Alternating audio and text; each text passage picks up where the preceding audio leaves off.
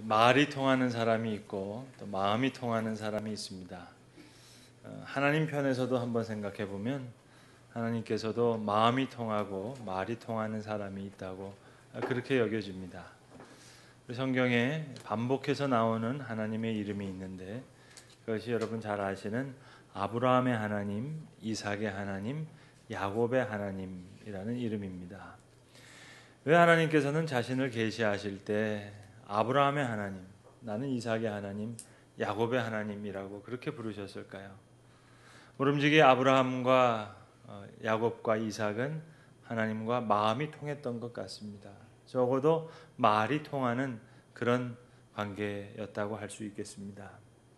아브라함과 함께 같은 길을 떠났던 사람이 있습니다. 아브라함의 조카인 롯입니다. 아브라함은 하나님을 따라 길을 갔지만 롯은 세상을 따라 길을 갔습니다. 그러니까 하나님 편에서는 롯과는 마음이 통하지 않는 겁니다. 말도 통하지 않고요. 이삭도 한번 생각해 보세요. 이삭과 대별되는 한 사람이 있는데 그게 바로 이스마엘이라고 하는 겁니다. 아브라함과 롯이 달랐던 것처럼 이삭과 이스마엘의 길도 완전히 달랐습니다. 이삭은 은혜로 얻은 아들입니다. 사라에게서 약속을 따라 얻은 아들입니다. 이스마엘은 하갈에서 얻은 아들이에요. 그러니까 씨만 좋아서 되는 게 아닙니다. 밭도 좋아야 됩니다. 이삭은 내가 전적으로 아무것도 할 수 없다는 그런 가운데 하나님께서 은혜로 주신 아들입니다. 근데 이스마엘은 내가 생식 능력이 있을 때 그렇게 낳은 아들이에요. 그러니까 이스마엘은 무엇인가를 이루기 위해서 내가 내 손으로 무엇인가를 하기 위해서 얻어진 아들입니다. 그러니까 이삭은 은혜의 사람이에요. 은혜가 뭔 줄 아는 사람이에요. 이삭하고는 은혜에 대해서 말이 통해요. 마음이 통합니다. 그러나 이스마엘은 다릅니다. 마찬가지로 야곱도 에서와 대별되는 사람입니다. 야곱은 장자권의 축복을 소중히 여겼던 사람이에요. 그러나 반면에 에서는 감정의 사람입니다. 혈기의 사람입니다. 느낌의 사람이에요. 충동대로 행동합니다. 배고픈데 장자권은 무슨 장자권. 그래서 팥죽 한 그릇에 장자권을 팔아버립니다. 에서는 가만히 보면 고대인이 아니에요. 현대인이에요. 느낌에 충실한 사람입니다. 야곱은 비록 못된 방법으로 장자권, 하나님의 축복을 받아냅니다만 또 이것을 잘 간직하기 위해서 여러모로 애쓰고 씨름합니다. 그래서 하나님께서 야복 강가에서 야곱과 씨름하는 장면이 있잖아요. 하나님께서 야곱에게 물으십니다. 내 이름이 뭐냐? 네, 제 이름은 야곱입니다. 발 뒤꿈치를 잡는 사람이라는 거예요. 좀 의역하면 사기꾼이라는 겁니다. 사기꾼 같은 인생을 살았어요. 그런데 하나님께서 야곱아, 이제 내 이름을 야곱이라고 하지 말고 이제부터는 이스라엘이라고 해라. 나와 겨루어 이긴 자라고 그렇게 불러라. 여러분, 하나님과 겨루어 이긴 자. 지금까지는 너 머리 굴려서 사람과 싸우려고 애쓰면서 그렇게 살아왔다만 이제부터는 나와 겨루어 이기는 사람으로 나와 씨름하면서 내 앞에 무릎 꿇으면서 그렇게 살도록 해라. 목회를 하던 사업을 하던 뒤에서 사람 만나가지고 야곱처럼 머리 굴려서 살지 말고 이제는 기도로 승리를 쟁취해라. 무릎으로 승리하는 사람을 살아라. 그게 이스라엘이란 말입니다. 야곱은 출발은 사기꾼이었어요. 그런데 많은 어려운 일을 겪고 하나님이 빚어주시는 연단과 훈련을 통해서 정말로 장자권을 받습니다. 그래서 장자권, 2배의 몫을 받고 이제 주변을 축복하는 사람이 돼요. 12지파를 축복하고 대국의 왕까지 축복하는 그런 장자권을 받습니다. 그래서 그를 통해서 많은 축복이 흘러나가는 그런 생을 살게 됩니다. 예전에는 야곱이 어떻습니까? 너 오늘 나 만나면 반쯤 죽여놓는다. 그런 생을 살았던 사람인데 이제는 진정한 장자권의 복을 받고 하나님의 복을 흘려보내는 사람이 돼요. 워렌 위어스비 목사님이 이걸 가지고 이렇게 설교하셨습니다. 아브라함은 성부 하나님을 믿는 믿음의 세계를, 이삭은 성자 하나님, 예수 그리스도의 은혜의 세계를, 그리고 야곱은 성령 하나님의 충만하심, 우리를 변화시키시는 성령 하나님의 충만하심을 이야기하는 이야기다. 그래서 여러분, 아브라함의 하나님, 이삭의 하나님, 야곱의 하나님은 그분이 바로 곧 나의 하나님이라 하는 이 고백은 아무나 할 수 있는 고백이 아닙니다. 롯처럼 세상을 따라 살아가는 사람 기업이 없어요. 이스마엘과 같은 내 힘으로 사는 사람 계집종과 그 아들을 내 땅에서 쫓아보내라. 자유하는 자와 유업을 나누어 가질 수 없다. 이스마엘에게는 유업이 없습니다. 에서에게도 장자권이 주어지지 않아요. 자, 롯처럼 이스마엘처럼 에서처럼 사는 사람은 하나님의 이름을 부를 수가 없어요. 아브라함의 하나님, 이삭의 하나님, 야곱의 하나님이 곧 나의 하나님이다 하는 것은 하나님과 마음이 통하는 자만이, 하나님과 말이 통하는 자만이 부를 수 있는 귀한 이름입니다. 오늘 우리가 함께 읽은 성경 본문에 보시면 이처럼 하나님과 마음이 통했던, 말이 통하는 또 다른 하나님의 사람 느헤미야의 이야기가 나옵니다. 여러분, 우리가 교회에서 흔히 사용하는 말이 있습니다. 하나님과 인격적인 교제를 해야 된다고요. 인격적인 교제. 근데 콕 집어가지고요, 인격적인 교제가 도대체 무슨 말입니까? 하고 교인들에게 물어보면 대답을 하지 못합니다. 여러분, 인격적인 교제, 도대체 무슨 얘기일까요? 하나님과 인격적인 교제를 한다. 인격적인 교제라는 것은 제일 먼저 대화가 통해야 됩니다. 어떤 분들은 대화가 뭐냐 그랬더니요, 대놓고 화내는 게 대화래요. 네? 야, 말해보라니까. 내가 분명하게 말했잖아. 이건 대놓고 화내는 대화지 말과 말이 통하는 대화가 아닙니다. 그래서 여러분, 가정에서도 좋은 대화를 하기 위해서는 앵무새와 갈매기와 공작새, 세 마리 새를 키우라는 말이 있잖아요. 앵무새는 뭐냐? 이거 똑같은 말을 반복하는 거예요. 나 오늘 이랬다고. 아, 그럼 당신 오늘 그랬냐고. 앵무새처럼 반복만 해도요, 50점은 따는 거예요. 근데 뭐 저를 비롯해서 남자가 묵뚝뚝해서 뭐 말을 할 수 있나요? 앵무새는커녕 뭐 몇 마디 못 하는데. 그런 분들을 위해서 제가 짧은 팁을 하나 드리겠습니다. 저 앵무새 따라하기 힘들면은요, 4가지 추임새만 있으면 됩니다. 옆에서 아내가 뭐라고 얘기하면, 아, 진짜? 정말? 와, 대박! 헐! 그러면 그냥 끝납니다. 앵무새 중요하고요. 그 다음에는 뭐냐면 갈매기라는 거예요. 갈매기는 이렇게 날아다니다가 자맥질을 합니다.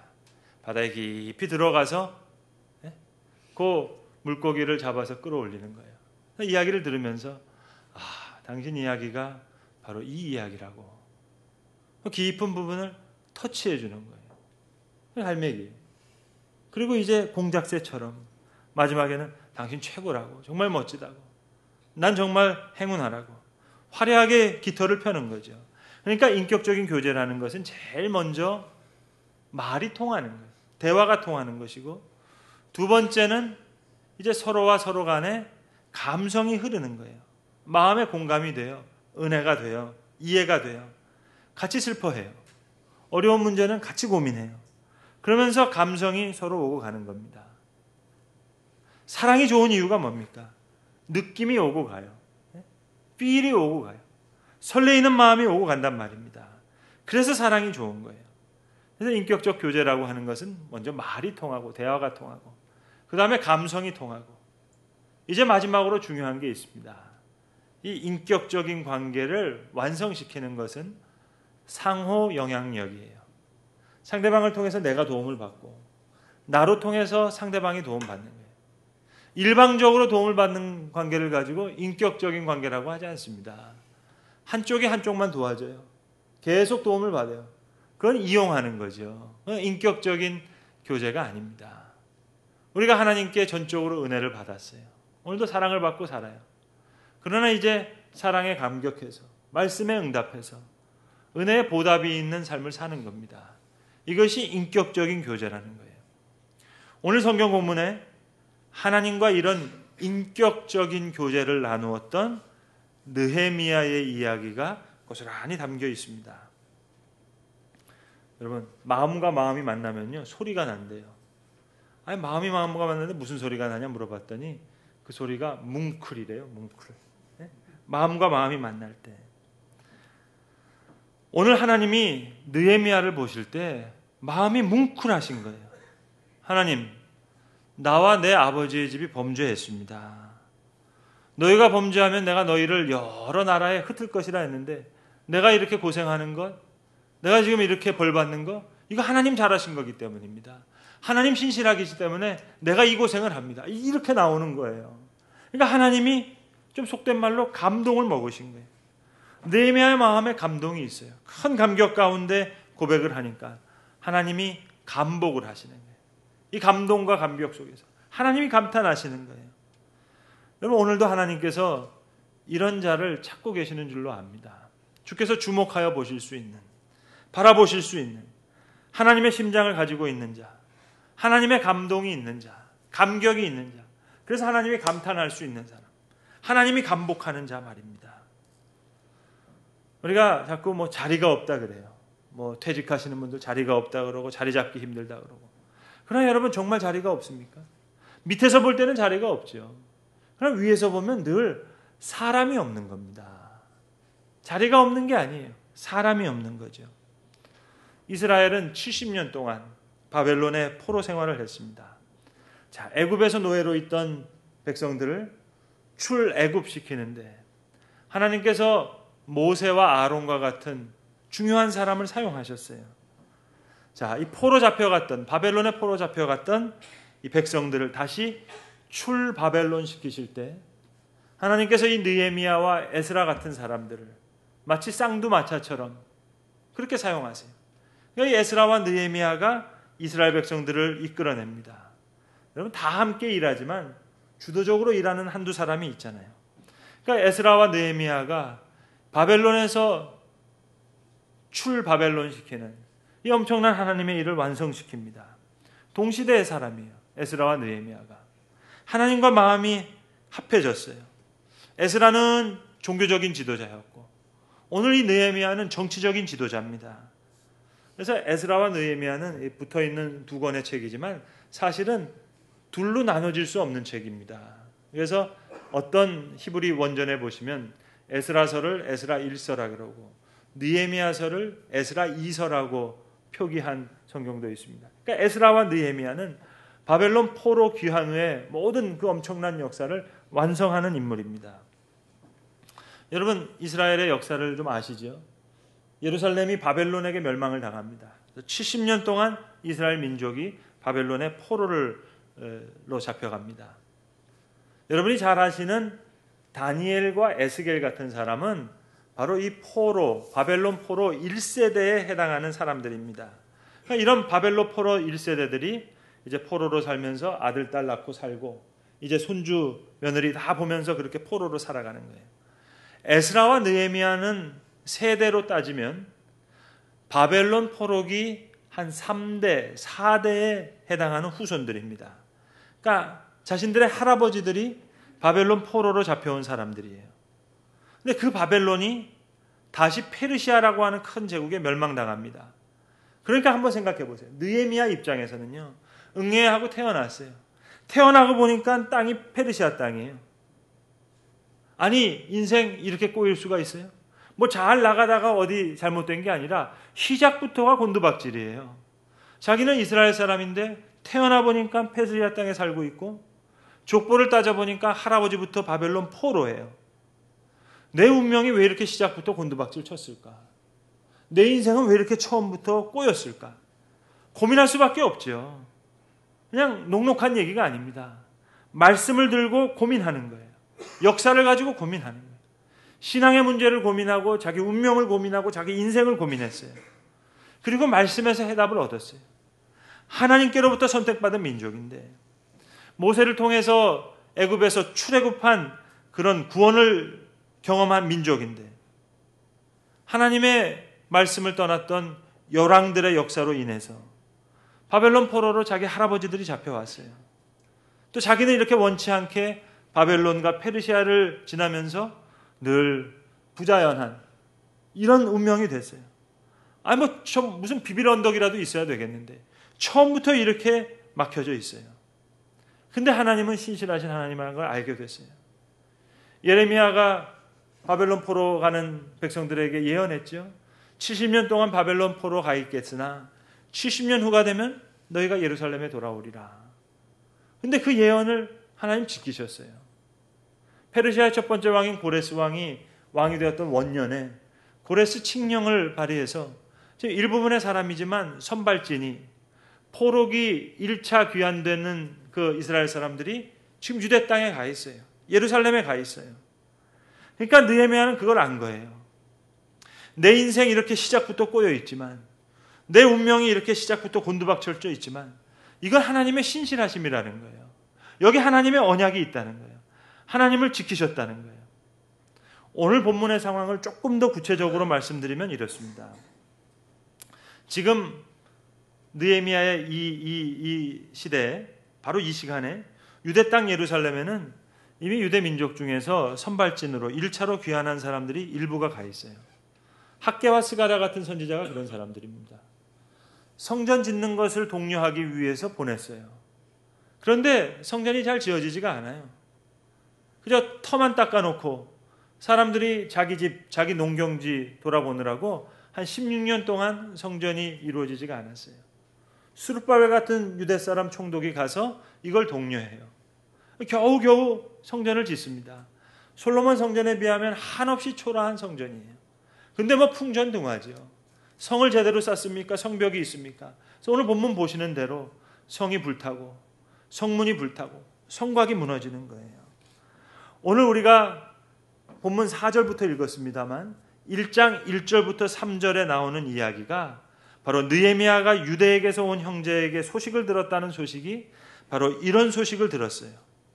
지금 스룹바벨과 예수와 같은 사람, 학개와 스가랴 같은 선지자가 열심히 지금 예루살렘을 복구하려고 하는데 이거 뭐 너무 역부족이에요. 힘든 일이 한두 가지가 아니에요. 형편이 말이 아니에요. 더 큰 도움과 힘이 필요해요. 이때 느헤미야가 이 소식을 듣고 수일 동안 슬퍼하면서 하나님 앞에 금식하면서 기도했다 하는 이야기입니다. 제가 어떤 방송에서 사업하시는 한 사장님의 인터뷰를 들었는데요.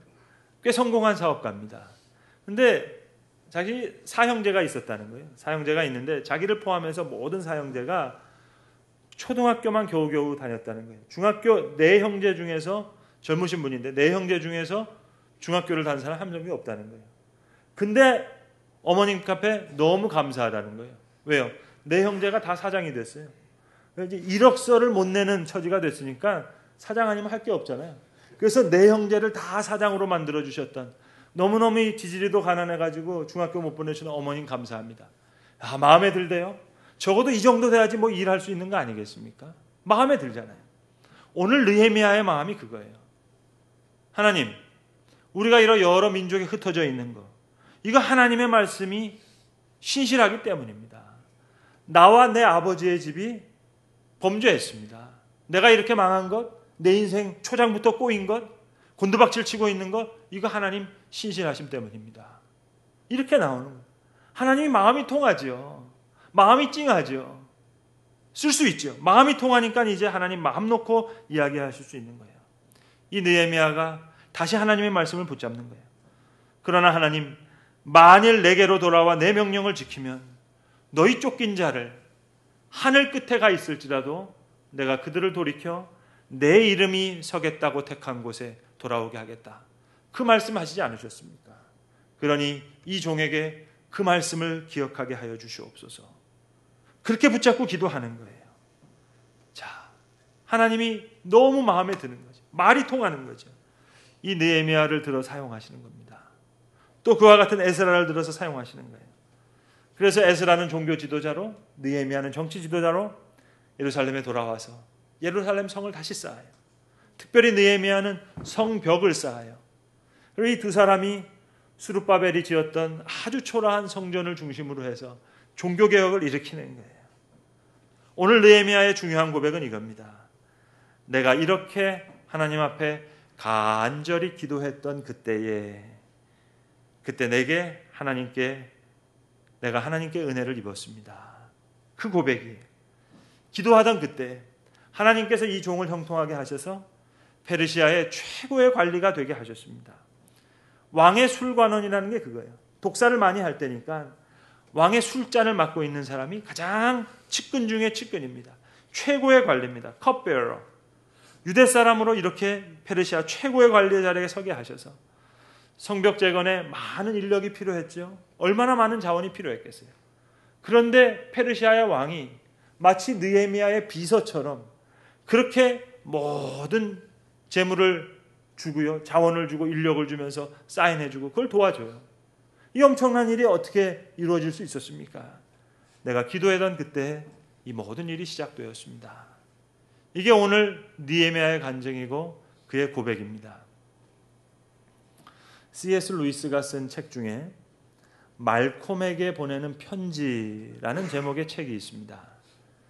이건 그냥 책이 아니라 편지를 모아서 편집한 그런 책입니다.